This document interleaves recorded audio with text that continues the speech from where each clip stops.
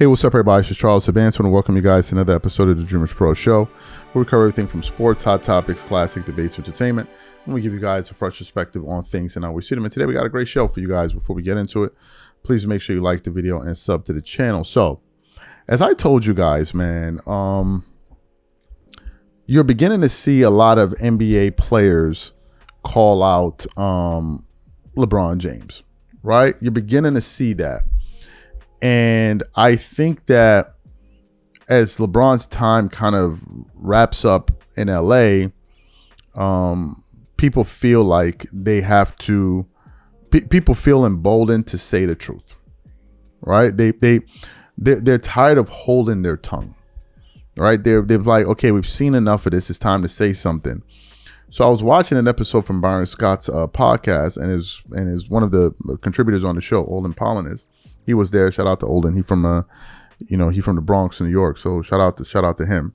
He went to high school in the Bronx. But anyway, they were talking about load management and how that's had a negative impact on the game, how fans have complained about it, and now it's become a problem that it seems like we won't be able to solve going forward because the NBA has created an environment where where this mentality is okay.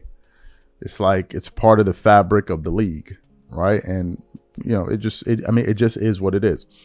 So they were initially talking about that, but as the conversation went on, Olden began to talk about LeBron James, and he said that the NBA began to decline when LeBron James decided to go join the Miami Heat.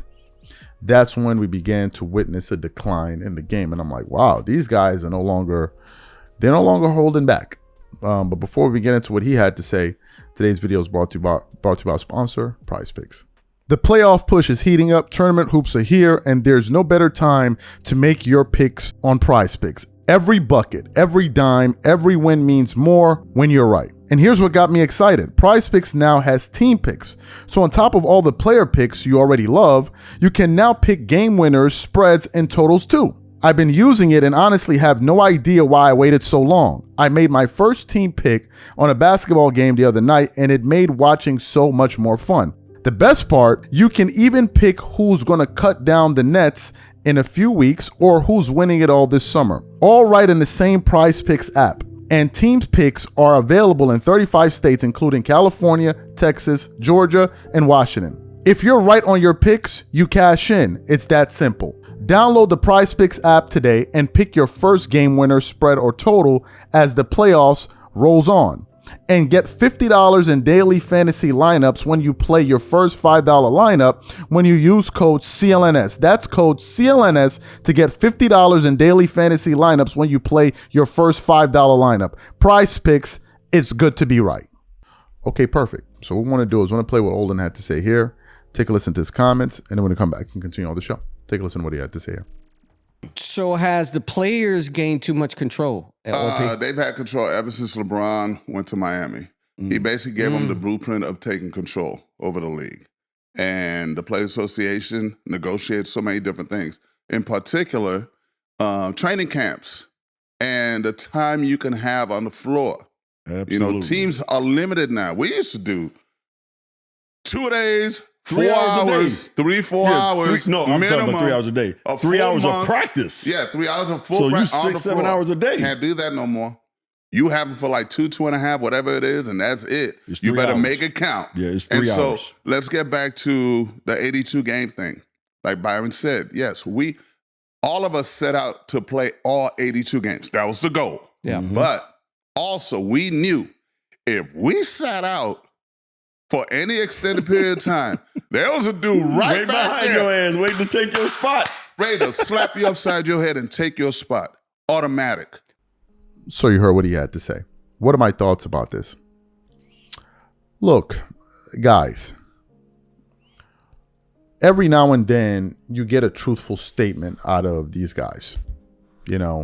For example, when Jeff Teague was on the podcast with Udonis Haslem and former Heat guys, I forgot the name of them, where he was like, LeBron ruined the NBA when he joined the Miami Heat.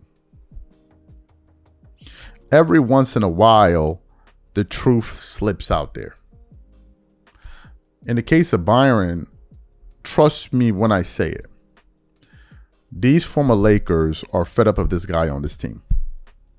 Byron Scott, the night, what was the night when they had Kareem and all of them? I forgot what the occasion was when they were playing against the Celtics. I forgot the occasion. And the Lakers proceeded to get blown out. Byron Scott said, I walked out. I'm not going to be here to watch this team get blown out.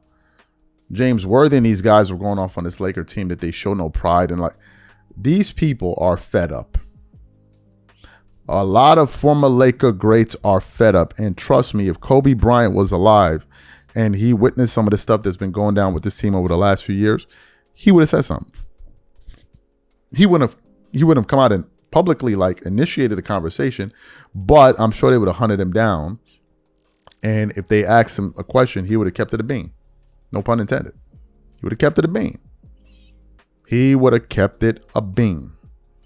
These guys are fed up in terms of LeBron, bro. But is Byron? I think the only news here is that Byron Scott is saying this, but we all know the deal. We all know a lot of the stuff that we complain about started with this guy when back in 2010 or whatever it is when they decided to. A lot of it goes back to that.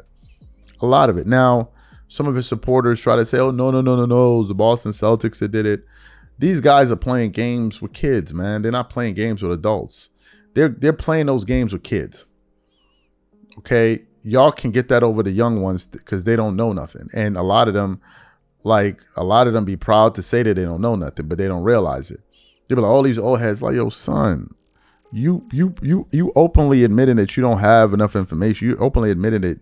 Like, anyway, you know your society is upside down when being a mature man is like looked upon like a L. You know your society is cooked. When being a grown-ass man is looked at as being an L, you know your society is cooked.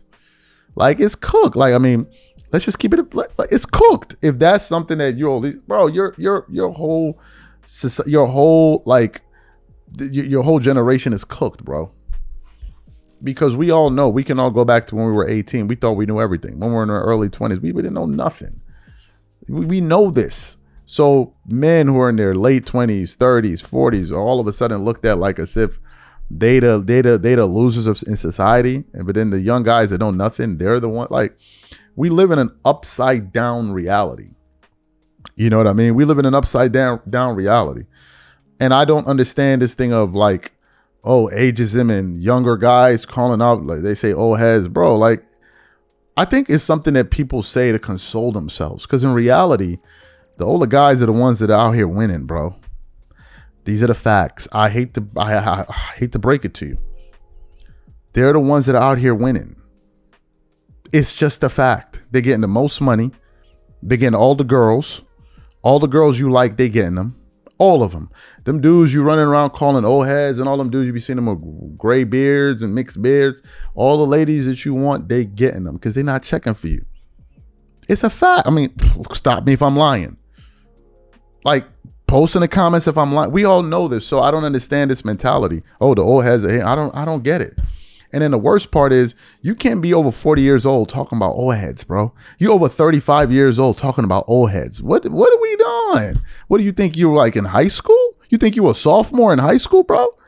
You got dudes like 36, 37, 39, 42. Oh, man, these old heads. What? You must really love being a young boy, man. Like, I don't understand it. I don't understand it. Like, that should be something you wear as a badge of honor. Ain't nobody trying to go back to high school. I'm not trying to go back to high school. Like, it was cool when it was then, but ain't nobody trying to go back to high school. What are we talking about?